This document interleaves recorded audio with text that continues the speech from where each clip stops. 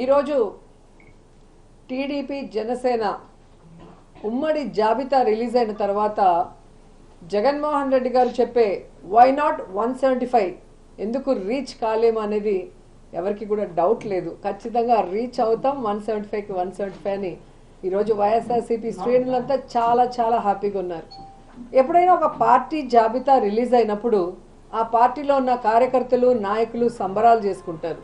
అదేంటో కానీ టీడీపీ జనసేన జాబితా విడుదల చేసిన తర్వాత టీడీపీ జనసేన కార్యకర్తలు నాయకులు ఏడుస్తుంటే వైఎస్ఆర్సీపీ కార్యకర్తలు నాయకులు డబుల్ హ్యాపీగా సంబరాలు చేసుకుంటున్నారు.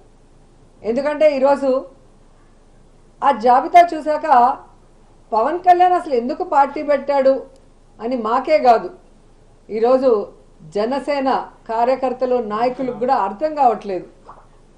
ఎందుకంటే పవర్ షేరింగ్ అన్నాడు, సీట్ షేరింగ్ అన్నాడు, ఓట్ షేరింగ్ అన్నాడు, కానీ పావలా శాతం కూడా సీట్లు తెచ్చుకోలేకపోయాడు ఈ పీకే పవర్ స్టార్ అనేది.